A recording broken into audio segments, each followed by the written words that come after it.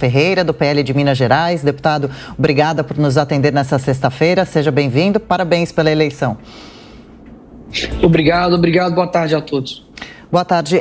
Deputado, certamente o senhor acompanhou a live do presidente, gostou, se decepcionou com algum dos assuntos. O presidente comentou sobre diversos temas, alguns delicados, falou sobre a facada que tomou, mais uma vez, sobre as eleições, sobre as preocupações com o novo governo, sobre liberdade de imprensa. O que o senhor gostaria de destacar para a gente? Ou você, né? Bastante jovem.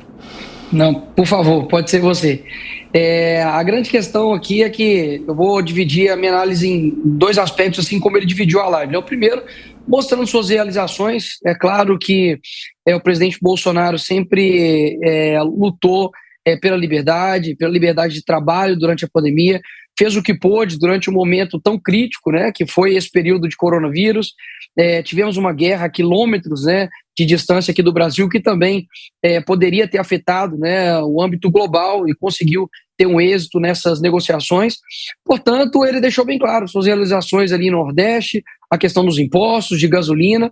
E o segundo ponto, né, que acredito que era o que todos queriam ouvir, era a parte política que nós estamos vivendo. E nessa parte, eu acredito que a gente precisa colocar as coisas bem claras, de que, primeiro, nós somos 220 milhões de habitantes aqui no Brasil, ou seja, 220 milhões de pessoas com experiências diferentes, pessoas que nesses 2 meses que se passaram tiveram momentos, tiveram experiências diferenciadas uma da outra, e a gente nunca vai conseguir, obviamente, chegar em um consenso daquilo que ele deveria ter falado ou daquilo que ele não deveria ter falado. Uma coisa é certa, eu não quero deixar claro aqui as nossas divergências, mas sim aquilo que a gente converge. Não contem comigo para poder desistir da luta, mas também não contem comigo para ser ingênuo nessa luta. Ou seja, eu sei que a nossa oposição não vai ser a oposição como ocorreu agora nesses últimos 4 anos de governo Bolsonaro. Eu tenho 2 AIs, né, ação de investigação da Justiça Eleitoral, nas minhas costas, que pode aí dar uma consequência, né, de uma cassação do meu mandato, que pode ser, obviamente, né, gerar ali até mesmo uma prisão. Eles já cancelaram, né, as minhas redes sociais, que obviamente é uma ferramenta importante de comunicação. Nós estamos falando aqui para milhares, milhões de pessoas, e não seria possível se não fosse a rede social. Portanto, a rede social ela é importante, mas ela não é mais importante. Se você tira também a rede social, a gente continua tendo respiração, continua tendo a nossa fala, continua tendo as relações humanas, mas dificulta, obviamente, muito mais. Eu consegui retornar com todas as minhas redes, mas eu sei que o jogo agora vai ficar muito mais difícil. Eu não vejo que o Congresso ele vai ter a liberdade até mesmo de falar aquilo que deseja. Acredito que a imunidade parlamentar vai ser relativizada. Eu, por exemplo, nesse instante agora, eu não posso falar nada que ataque a Justiça Eleitoral ou ao Estado Democrático de Direito sob a ótica do TSE, ou seja, completamente subjetivo. Caso contrário, eu tomo pena de multa de R$20 mil. Agora, Nicolas, você está colocando como se você estivesse disposto a lutar pelo Brasil, mas durante esse tempo vocês ficaram mais em silêncio, ficaram mais quietos. Por que você fez isso?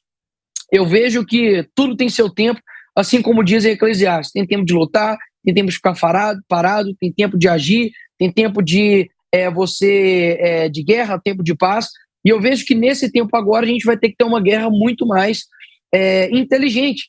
Ou seja, a oposição que nós estamos lutando não é uma oposição que joga as regras do jogo.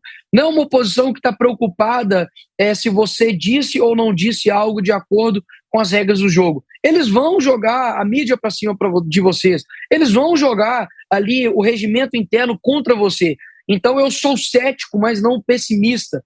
Eu sou cético de compreender que nós estamos num cenário muito ruim, onde uma pessoa que faz parte de uma organização extraoficial política, que é o Foro de São Paulo, que contém ali o MIR chileno e também tem ali o Comunes, né, que se tornou partido, mas que era o ASFAC, né, Forças Armadas Revolucionárias Colombianas, que faz parte do Foro de São Paulo. É essa organização que a gente está lutando, ou seja, nós somos muito pequenos diante disso. Mas eu também não quero deixar de falar para você que está me escutando, que está talvez com a sua opinião aí, tanto de indignado, que eu compreendo, de revoltado, eu também compreendo, que queria que o Bolsonaro batesse a mão na mesa e fizesse algo, eu compreendo tudo isso. De uma outra maneira, ele deixou também bem claro de que ele não pode tomar uma decisão sozinha, sendo que não há outras instituições, não deu nome aos bois, mas quem sabe lê aí um pingo a letra, de que ele não pode fazer as coisas simplesmente no âmbito, na euforia de querer dar uma resposta para o povo brasileiro. Agora, fica alguns questionamentos na minha cabeça, né, que acredito que esteja também na de todos. E agora? Será que seria melhor o Bolsonaro ter uma atitude mais enérgica agora para poder nos poupar de uma possível desastre nesses próximos 4 ou quem sabe muito mais anos de esquerda? Só que, ao mesmo tempo, eu vejo que o nosso poder ele não é concentrado somente no âmbito político. Não tem como a gente terceirizar todas as nossas dificuldades, mazelas, sofrimentos, tudo para uma pessoa. Eu vejo que nesses 4 anos, e talvez tenha sido o plano de Deus, eu acredito nisso, de que se nesses 4 anos que a gente enfrentou uma pandemia tivesse sido gerido por um governo de esquerda, talvez esse processo de degradação econômica, cultural e moral teria sido muito mais rápido. Então, talvez foi um retardamento ao câncer que viria, que vai chegar aí nesse 1º de janeiro. Então, a minha visão sobre tudo é isso. É que a gente mantenha uma esperança, não uma esperança ingênua, não uma esperança que faz com que você não tenha uma responsabilidade dos seus atos. Pode ter certeza que eu não sou aquele tipo de pessoa, por mais novo que eu seja, por mais que eu tenha que aprender, por mais que eu tenha ainda muito a que compreender do mundo, eu me retomo aqui na minha humildade de tomar a posição de estou pronto para ganhar. Se for necessário perder o meu mandato, eu perco, mesmo que injustamente, porque eu sei que eles vão tentar fazer isso. Se for necessário, né, eu ser preso, eles me caçarem, eles me perseguirem injustamente, meu Deus do céu, eu sou cristão, que tipo de surpresa tem isso para mim? Eu fico muitas das vezes preocupado, atônico, de que eu vejo que as pessoas lhe faltam coragem mesmo. Não coragem de talvez ir pedir e ficar na rua, mas coragem com você mesmo, de tomar as suas decisões. É muito fácil terceirizar a responsabilidade para os outros, mas tem algo em volta de nós que pode mudar tudo, que é a nossa família, que é o nosso bairro, que são as comunicações que nós fazemos todos os dias com as pessoas. Então, Nicolas, eu não vou terceirizar as minhas responsabilidades aos meus eleitores, pessoas que confiem em mim, saibam que não precisam contar comigo para poder desistir do Brasil. Não precisam contar comigo para poder não ter coragem. Eu terei coragem naquilo que for necessário, ficarei calado quando for para ficar calado, mas quando for para agir, pode ter certeza que eu estarei preparado. Essa é a análise que eu faço, assim, óbvio, bem breve, daquilo que o presidente Bolsonaro disse. E ontem mandei uma mensagem para ele, disse: presidente, descansa seu coração verde e amarelo, porque eu tenho certeza que você foi o trator pavimentador que começou essa obra, mesmo com seus erros e acertos que ele mesmo confessou, mas jogar a toalha por conta, obviamente, de um cenário horroroso, eu não quero contar com isso. Deputado eleito Nicolás Ferreira, aqui conosco nessa edição estendida do nosso jornal, na programação especial da Jovem Pan. Estamos fazendo a repercussão sobre a live do presidente da República, Jair Bolsonaro, e antes da participação de novo dos nossos comentaristas com análises e perguntas, temos um trecho da fala do presidente Jair Bolsonaro. Acompanhe. Sim, cheguei aqui, teve um propósito. No mínimo, atrasar 4 anos do nosso Brasil aí, mergulhar nessa ideologia nefasta que é da esquerda, que não deu certo em lugar nenhum no mundo. Não vai ser o Brasil em primeiro lugar, vai dar certo. Diogo Schelp, se quiser comentar, e depois na sequência a pergunta para o deputado, por favor. É interessante porque o presidente ele tem esse discurso, né, de que ele tinha como papel, ele falou isso inclusive em discursos na ONU várias vezes, de impedir a instalação do socialismo ou do comunismo no Brasil. Em primeiro lugar, a gente precisa lembrar que ele não era a única opção em 2018 para impedir a volta do PT ao governo. Ele também, em muitas das falas dele, ele esquece que entre o governo dele e o governo da Dilma, teve o governo Temer, que estava longe de ser algo voltado para o socialismo, coisa do tipo. E em terceiro lugar, apesar de ser um partido de esquerda, o PT, o que se viu nos primeiros governos também não foi a instalação de um sistema comunista, um sistema socialista ou algo do tipo. Então isso faz parte da estratégia, né, de estabelecer aí um medo, do desconhecido, justamente com fins eleitorais. Eu conheço bem, por exemplo, o Fórum de São Paulo, porque como jornalista estive em um desses encontros para retratar aquele momento. Fui, inclusive, expulso pelos petistas porque eles não queriam que eu assistisse a alguns dessas discussões, mas vou dizer, era algo absolutamente vazio de conteúdo, não tinha nada de fato, enfim, que pudesse significar realmente uma ameaça, algo que levasse a golpes ou coisa do tipo, né? Eram discussões vazias sobre ideias de esquerda e assim por diante. Se quiserem ver sobre isso, é só procurar um vídeo chamado Fórum dos Dinossauros, que está disponível no YouTube, em que eu mostro essa experiência. Mas o que eu acho importante nessa live do presidente Bolsonaro é que ele, de fato, coloca uma pedra sobre o túmulo, né? Uma pedra sobre essa ideia de que Lula não vai subir a rampa, né? Ele deixa claro que está conformado com essa realidade e que vai buscar, então, ser oposição ou ser um líder dessa oposição ao governo Lula. E é importante que exista realmente uma oposição forte, né? Porque há muita coisa que pode vir a ser feita por esse governo e que pode ter impactos negativos na economia, ter impactos negativos, inclusive para a questão de liberdade de expressão. Mas o que a gente viu, deputado Nicolas, e aí vem minha pergunta, em alguns episódios recentes, é que essa oposição, ou aqueles que pretendem fazer oposição no Congresso a Lula a partir do ano que vem, ratearam ou derraparam muito nessas últimas semanas, né? Um exemplo é a aprovação das mudanças na lei das estatais, que abre espaço aí para nomeações com critérios políticos para as estatais e que teve uma colaboração, talvez involuntária, até de deputados do PL, né, que depois disseram que foram enganados, porque disseram que votaram no texto base, mas que depois pretendiam votar destaques para retirar a mudança, mas no fim das contas não aconteceu, né? No fim das contas, a impressão que se tem naquele episódio é que ou há uma ingenuidade naqueles que pretendem fazer a oposição a Lula no ano que vem, ou de fato algum tipo de debilidade, né? Eu queria saber, na sua opinião, se há ainda muito que aprender por parte daqueles que pretendem fazer oposição ao governo Lula para que de fato consigam fazer isso de maneira efetiva. O senhor só pode estar de sacanagem com a audiência e com a minha cara para poder falar que o Foro de São Paulo é como se fosse uma reunião de senhores que não conseguem modificar a política interna de país. Sendo que há 16 anos, basicamente 98% dos países da América Latina são comandados por figuras que foram feitas, construídas, preparadas pelo Foro de São Paulo. Então, por favor, tenha no mínimo honestidade comigo, que eu sou entrevistado, e com essa audiência aqui. Agora, segundo, colocar como se a gente estivesse vivendo um comunismo imaginário também é muita desonestidade. Eu não posso falar sobre a justiça eleitoral. O senhor acha isso democrático? Eu não posso falar contra o Estado democrático de direito, caso contrário eu tomo uma multa no meu contra-cheque. Eu não recebo o meu salário. Existem pessoas que estão sendo tolhidas de falarem contra o processo eleitoral, questionarem o processo eleitoral. Agora, o senhor realmente acredita, quando eu falo em comunismo, pegar em foice e martelo? Que tipo de mentalidade infantil? E querendo ainda colocar como se o senhor acreditasse nessa sua fala de que nós estamos pintando um comunismo para poder ganhar a eleição.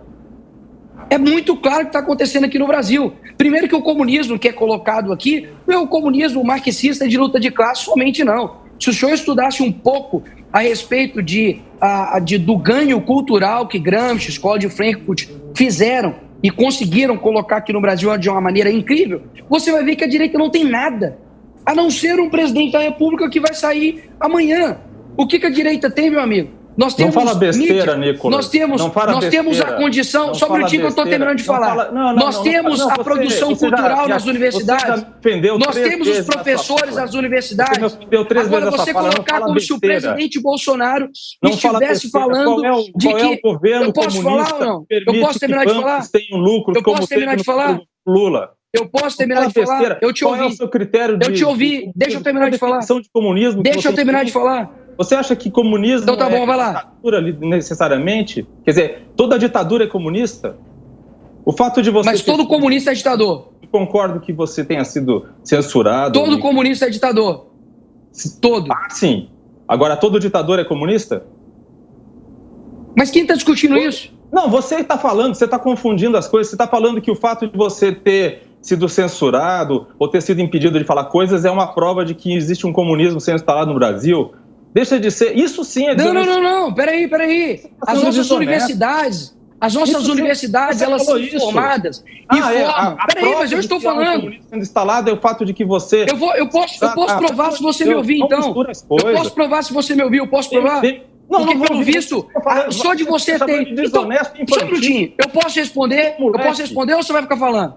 Não. Que só encerra aqui. Só deixa claro isso. Vamos falar um de cada vez, só para a gente também não, mas é importante, não atrapalhar o entendimento da audiência, por favor. Mas fui interrompido, então me escuta. E você saiu me atacando e ofendendo. Você me respeita. Então me escuta. Ofendendo não. Então, quando eu digo que você fala que vai no Foro de São Paulo e você fala que é uma reunião de velhos ali, você é um desonesto. Você dizer que as pessoas estão plantando o comunismo fake para poder ganhar a eleição. Toma vergonha na sua cara.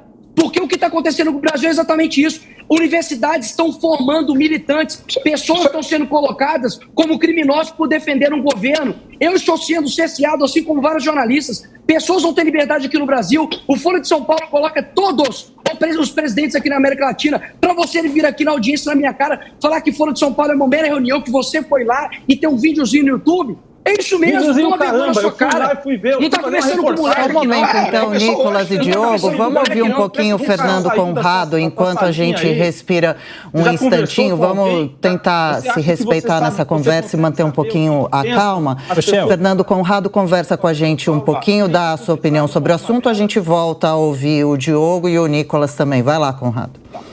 Meus amigos, minha formação é em Direito, Política, Antropologia, Universidade Federal, desde 1997. Tá? Faz tempo que eu estou nesse negócio, no ambiente universitário, tal. Desde que a gente tem a esquerda no poder, isso aí era só desde o tempo lá do Fernando Henrique Cardoso, todo o sistema de ensino tem um viés de esquerda. Todos os profissionais que nasceram desde a primeira série até o ensino superior vieram com uma visão de esquerda. E aqueles que não concordam com a visão de esquerda não conseguem subir na carreira. Ou por que vocês acham que a gente teve um poder judiciário em silêncio durante 4 anos? E por que a gente teve um Ministério Público em silêncio durante 4 anos? Porque ou aqueles que concordam com todas essas abjeções que a gente teve se mantiverem no poder, ou aqueles que eram contra evitassem subir na carreira e não ter seus ganhos pessoais. É isso, o Foro de São Paulo, essa é uma realidade dele, dizer que teve... E eu não vou nem entrar no mérito do Chab, ele tem uma visão política diferente da minha, eu não vou estar discutindo aqui ao vivo com a gente, mas é isso que a gente viu, o silêncio total. Ou por que vocês acham que a gente tem hoje no Brasil um judiciário que cala quem pensa diferente, mas não cala quem é a favor deles, que desmonetiza quem pensa diferente e não desmonetiza quem pensa a favor deles, que desmonetiza e faz essas ligações que o Shelby faz com... Porque o Shelby falou para nós que teve agora um bolsonarista que ia matar o Lula e explodir tudo. Aí o bolsonarista, na sua audiência de custódia, dito bolsonarista, disse: olha só, o delegado botou que eu sou bolsonarista, o delegado botou que eu queria falar do Lula, e botaram um silêncio nesse processo. Ninguém mais pode ter acesso. Eu até queria fazer perguntas mais duras para o Nicolas, mas o Nicolas é um homem muito inteligente, já chegou dando seu habeas corpus preventivo, que olha só, pelo mundo que a gente vive, a gente não tem mais liberdade. Eu, como deputado, não vou poder agir, ou seja, a gente já não vive numa democracia. Isso é claro para todos nós aqui, e é um lado calando o outro. Ou alguém não viu o discurso de... Quando o Lula venceu, ele fez um discurso lido, bonitinho lá no Fantástico, mas depois ele vai para a Avenida Paulista dizer o quê? Eu já falei com a esquerda, eu já falei com a direita, e agora eu vou falar com a esquerda novamente, porque não vai mais ter direita no Brasil. Ou naquela nomeação de ministros dele, que ele diz que o Bolsonaro pode ter acabado, mas os bolsonaristas estão nas ruas e devem ser reprimidos e atacados. É esse o mundo que a gente está vivendo, de completo silêncio. Quem se opõe contra é martelado na cabeça. Esse é o coletivismo, que é uma das coisas ruins da própria esquerda. Assim como a gente tem essa visão de mundo do progressismo, de achar que o mundo vai ser melhor automaticamente, sem coragem e sem esforço. E isso que o Nicolas nos fala aqui é algo muito importante. Olha só, pessoal, a gente teve a cereja do bolo lá, Bolsonaro, mas de resto a gente não conseguiu nos unir e estamos perdidos novamente. Vamos voltar para a base. Parece o discurso do Mano Brown para o PT lá, né, quando o PT caiu do poder. Vamos voltar para a base, vamos unir a tua comunidade, quais são os teus valores. O maior ganho do governo do Bolsonaro que a gente teve aqui é poder falar de política de maneira aberta. Como a gente tem a Jovem Pan hoje, sim, tem aqui que a gente tem os dois lados discutindo, com visões de mundo, e faz parte dessas discussões, até é bom, porque são o combate de ideias que vai fazer a gente ter uma visão maior do futuro, se a gente fizer tudo isso aqui com muita honestidade intelectual. Acerca do que a gente teve do discurso do Bolsonaro... Não, a gente tem que dispensar o deputado, mas eu peço para que você faça a última pergunta para ele, por favor, alguma pergunta relativa ao que nós ouvimos do presidente nessa live, por favor. Claro. Nicolas, diante dessa fala do presidente, no momento que ele faz essa primeira parte, como tu bem falou, isso é um discurso que não precisava fazer para sua base. Ele está fazendo, para mim, um discurso de desculpa para os petistas. Me compreendo, a gente até fez um bom governo. Minha pergunta para ti é, eu não estou falando de golpe militar, de nada disso, tá? Mas diante dessa saída com um discurso quase melancólico, como que ele fez, sem tanta energia assim, tu acha que acaba-se a figura do mito Bolsonaro? Eu vi que tu tem atrás ali o meme dele pescando. Aquela imagem vai continuar ali ou ela vai sair da tua estante a partir de agora, Nicolas? Eu acho que vai ficar no imaginário do brasileiro o papel que o Bolsonaro fez. Eu acredito que essa parte do mito, né, da eu sou a lenda, de colocar como quase o Bolsonaro fosse um super-herói, de fato, ela, como eu posso dizer, ela sai um pouco do âmbito imaginário, porque as pessoas conseguiram compreender o que é a política de fato, que realmente é um jogo, é difícil, complicado, de sacrifícios, e não é nenhum privilégio, né, ser presidente da República. Portanto, eu acho que agora, como mesmo o próprio presidente disse, né, que ele levantou lideranças, e lideranças são feitas também de forma natural, de forma espontânea, eu vejo que, como eu retorno aqui mais uma vez, eu acho que a visão que nós vamos ter do presidente Bolsonaro, que aqui eu tenho pelo menos, e vejo as pessoas comentando, é de que ele abriu o caminho. Antes tinha uma voz única, somente aqui no Brasil. E do tanto que aquelas que a gente achavam que eram os opositores, hoje estão de mão dadas, inclusive desde FHC até os dias atuais. Portanto, eu acredito que foi uma pessoa que realmente se sacrificou durante um período muito difícil e que esse mito aqui, né, de que tem aí os memes, acho que ficará aí, né, nos nossos corações. O presidente Bolsonaro, obviamente, ele não morreu, ele continua, né, sendo uma pessoa e com certeza extremamente influente nas próximas decisões que foram serem tomadas na base da direita, e acredito que a fala dele, a maneira como ele está se portando, é de que ele cumpriu a missão, dele dentro daquilo que ele era capaz de fazer. Portanto, eu acho que foi esse o tom que ele deu na despedida. Peraí que eu estou escutando o pessoal falando aqui atrás. Eu acredito que esse foi o tom de despedida dele, e deixando bem claro que essas lideranças fazem parte da retomada cultural. Para finalizar, eu estive com o Olavo de Carvalho antes do seu falecimento, e ele disse para mim, eu falei, olha, Olavo, o que você nos aconselha, né, fazer daqui para frente? Ele falou, olha, eu vou falar para você exatamente aquilo que o Dirceu diz para a esquerda.